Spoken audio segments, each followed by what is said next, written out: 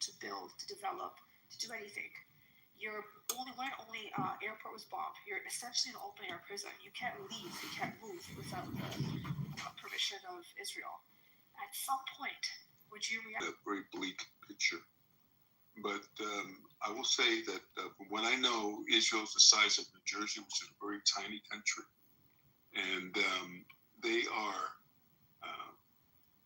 besieged on all sides by people who don't like them. And so, from an Israeli and point of view, why is that? If it's a natural thing in the region, why it's hated from everybody around it? Again, like I said, I'm not Israeli. I'm not Jewish, so I'm not up here to argue. What I'm trying to do is understand from an American's point of view. I have Jewish friends, and these are they're great people. From what I'm just invoking critical thinking. Hang on, please. Yeah. So, Project, do you think Hamas is a terrorist organization? I do. I'm not going to lie. I do. You do, right? You do think Hamas is a terrorist? Yes, I do. So were they terrorists before the 7th of October or after? Again, Rio, can you please mute up, bro? What the fuck? Can you please mute up, bro? Stop coming off the mic, man. Stop talking. Again, look, Amir. I'm not up here pretending to be some kind of scholar. No. I didn't say you pretend. I'm saying I want to know your opinion. Do you think that they were terrorists before 7th of October or after? I don't know, but I can say that what they've done, to me, is a definition of terrorism, from what I can see at this point. Okay. I don't know enough about the history. I'm not going to lie. Okay. So I put the link in the chat for you. You should read up on it. Hamas was propped up by Netanyahu and blew up in their face.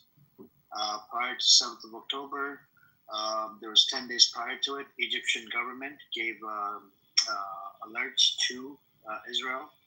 There's going to be attack in the next 10 days by, with Hamas or, on the other side. There was actually 3 IDF soldiers, female soldiers, that were working in front of the monitor. They were watching the monitor, whatnot. And they saw a lot of SIM cards being activated on Gaza side.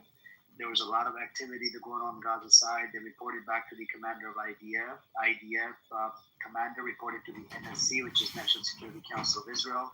And then from National Security Council of Israel, the call went to the aide, which is the secretary of Netanyahu.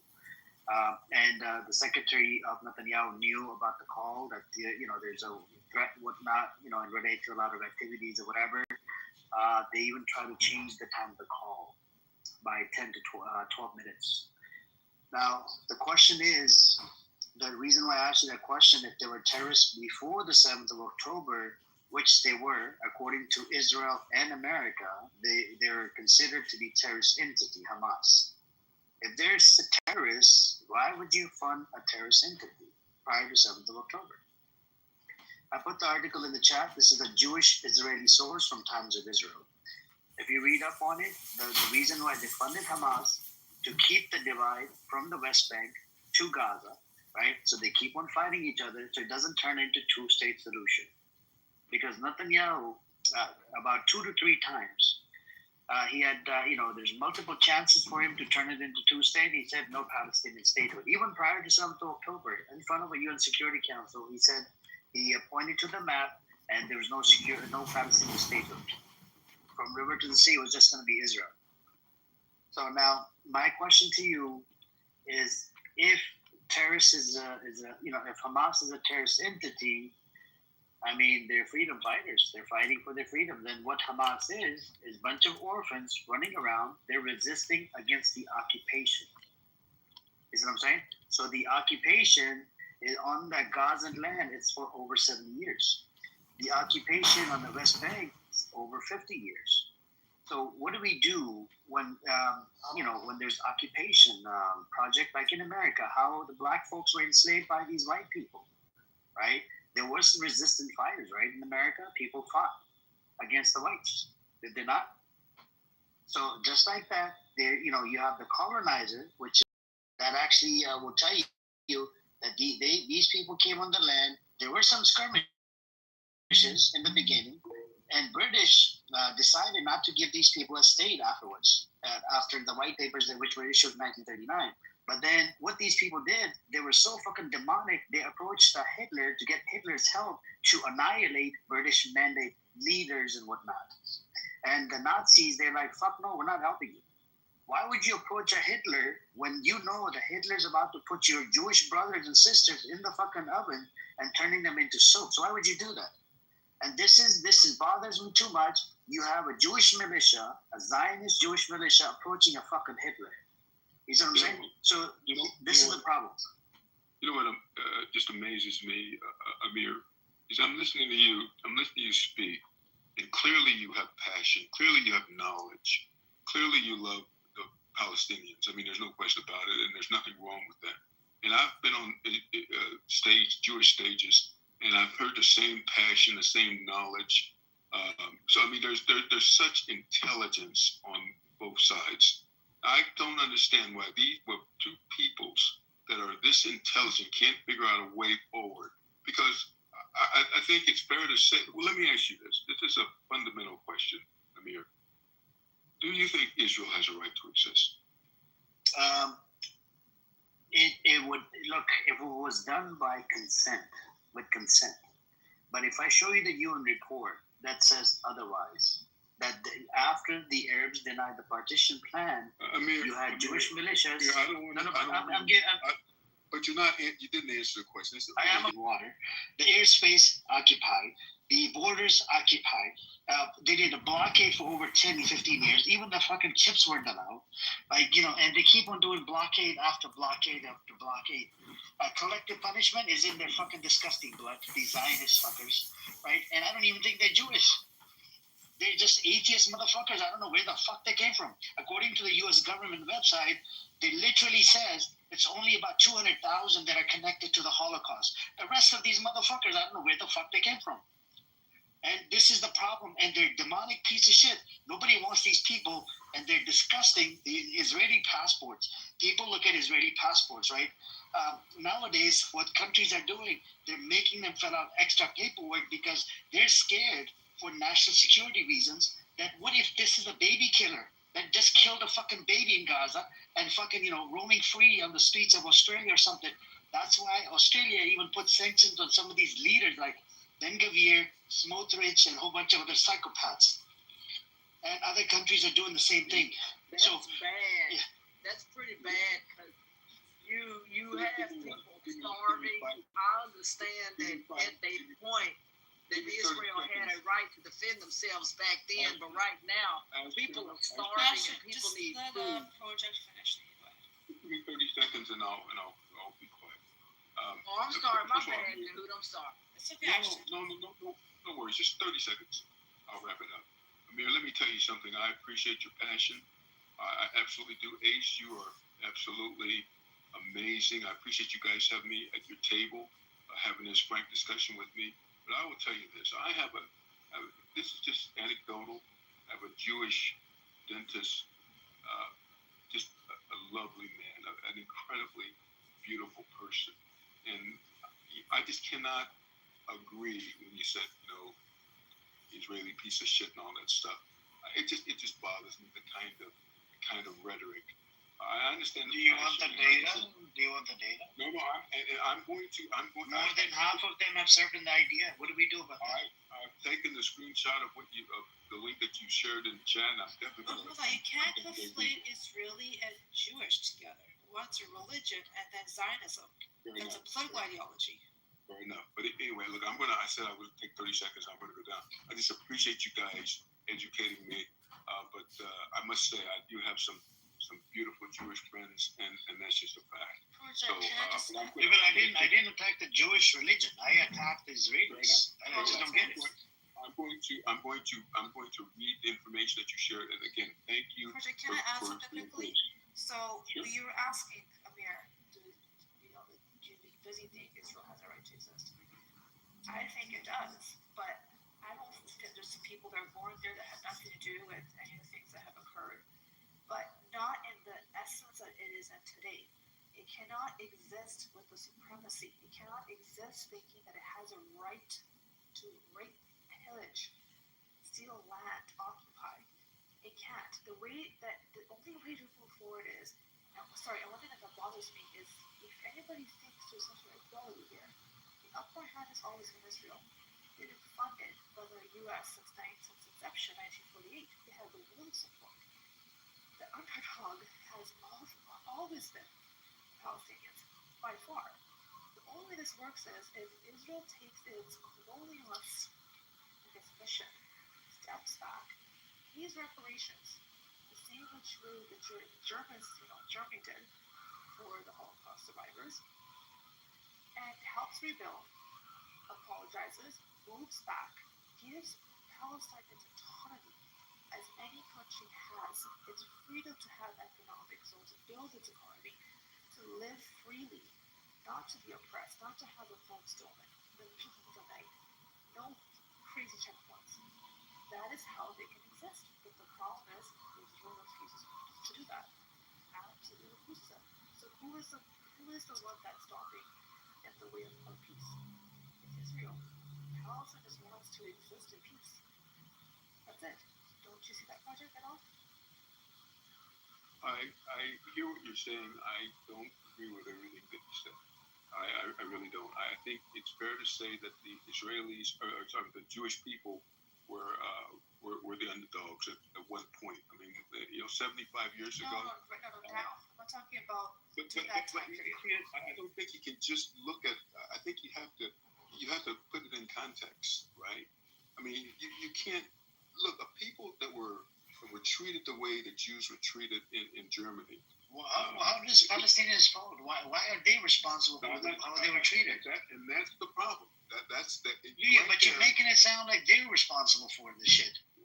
But you're right, and that's the problem. That is what you just said was the absolute problem. But what I'm saying is, you got to realize that the Jews are not going to go through what they went through in World War II again, and you can't blame them for that. You just can't. So at least I can't. So the Palestinians is okay, justified to go through what they've been through, and they're doing it to the Palestinians. They're killing their babies, burning them fucking alive every single day, sniping their children every fucking day. It's okay for them to get attacked just like they were attacked. A disgusting behavior, disgusting. I just can't believe you just. I'm not justifying anything, and I'm not trying to offend you. You keep on bringing up how they were treated, whatever. How is that fucking Palestinians' fault? That has nothing to do with Palestinians. I'm saying. Why should Palestinians give two fucks about what happened to them? It's with them, and they should go back to fucking Germany. Blame Germany what they did. Why isn't the responsibility on the shoulders of Palestinians? Disgusting. Like, this is the type of rhetoric that I get to hear on this app all the fucking time. How they were treated. Bro, how is this Palestinians' fault? They're not the one that oppressed and suppressed them. They're not the one that put them in the ovens and turned them into soaps. Oh.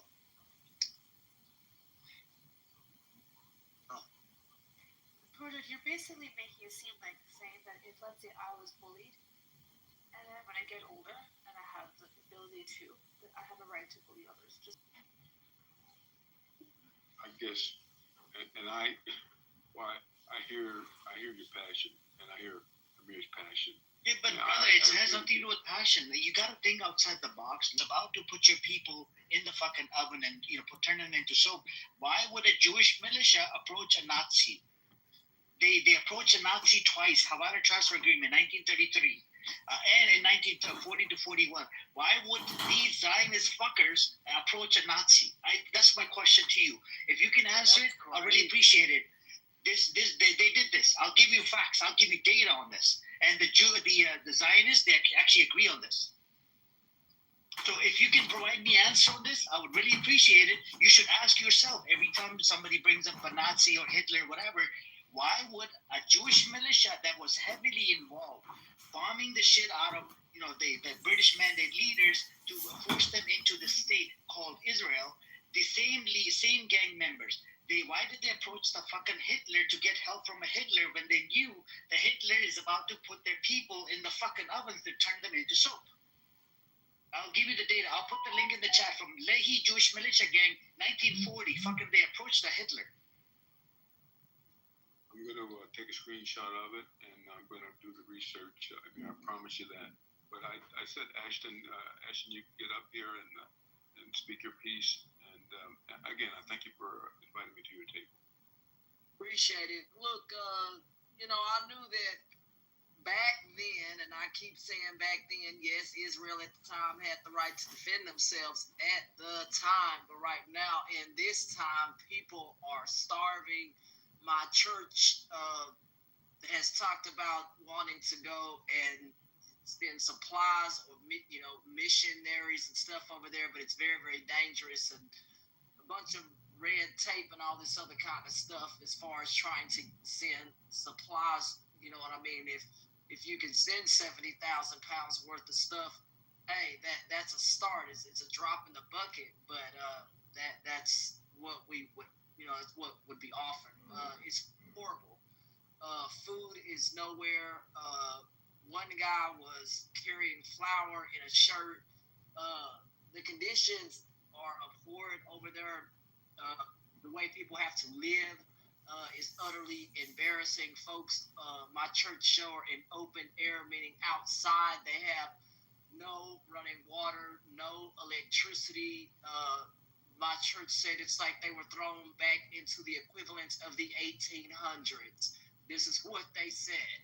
So it's really bad when you go from living modern to going back and living in those times. You have folks riding on donkeys, animals, whatever, with no place to go, and Israel continuing to say stuff about hostages and all this other kind of stuff. Why, while an entire population of people starve to death, I find that to be inhumane and utterly embarrassing. America has talked about possibly maybe not funding. I know. Donald Trump's kind of back and forth and whatever as far as the money that's being spent over there, and he has talked about looking at possibly lessening that or not being involved. But it's kind of here or there with this kind of stuff. I think America at this time should take that route and not fund weapons or whatever, ammunition or whatever at this time right now, because this ammunition is not being used for the good of the people over there. It's being used to harm them. And my pastor said that is not good. And the Bible says the poor shall be with us, but don't make people poor. And I think what Israel has done is really has created a famine-like state of starvation, and that cannot stand regardless of what you believe. Having food is a right, my church says. Having water is a right. We're not talking about a luxury or some, we're talking about the bare necessities for people to live on this earth should be a right. And I don't care if you're Democrat, Republican, whatever, you wouldn't want to be starving and those kinds of things. Set aside political whatever. I don't know what people are or whatever. If you vote for Donald Trump, whatever. I'm just saying the fact, the pictures and all that, it's not AI.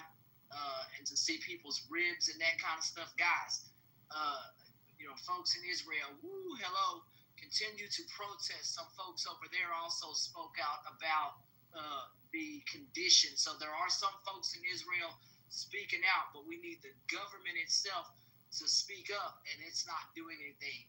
Great for the people over there to speak up and protest, but we need the government over there to stand up. And instead of the government of Israel standing up and doing something, we get international crickets. Hello, Israel. Y'all got any answers to that and why people are starving right now? Y'all have anybody from Israel or any of those places? Because it's kind of reminding me of the Russia thing when they took out Crimea. It's kind of the same kind of effect. And those people were left to essentially starve or flee. So what's your thoughts? It's really embarrassing. Anybody from Israel in here or have any pro-Israel? Yeah, because it's embarrassing to see people starving, regardless of folks being Democrat or Republican. The pictures that we saw the other night, it was really bad. I mean, you see them on this big old giant screen. I mean, guys, I just don't know what people have to say for themselves, including in your own provinces over there. Provinces, people have been protesting over there, saying to put an end to that and get the hostages out.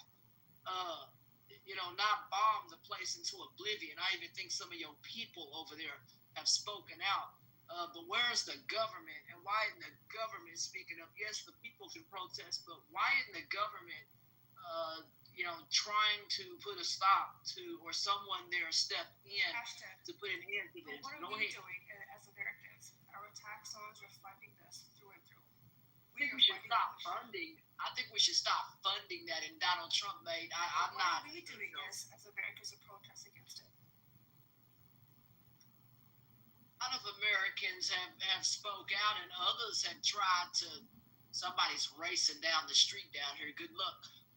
What a dummy. But what I can tell you is I think at the end of the day, we as Americans right now need to stop funding it. That's what America needs to stand up and call for to defund. I don't know how to explain this. Maybe defunding Israel's use of our weapons. I don't know about other parts of the world or whatever they're doing, but America needs to find a way to cut this out of its budget and stop funding a war to nowhere. That's kind of the way Ashley explained it. He said it's like a war to nowhere because the people that are on that land, they're not trying to fight you.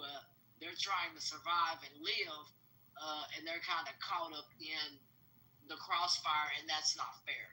That an entire population of people are punished for the few is the way he explained. 50% of children. I'm sorry, repeat that again. 50% of them are children. 50%. So even with kids and even all of that, the population is not out here trying to attack Israel at this time. They are starving, and so I just think it's horrible to shoot at people and some of the things that we've seen on Al Jazeera. I think talked about one of its reporters were killed, and I don't think they would make that up. There's BBC and some of the stuff that they reported about conditions and stuff like that.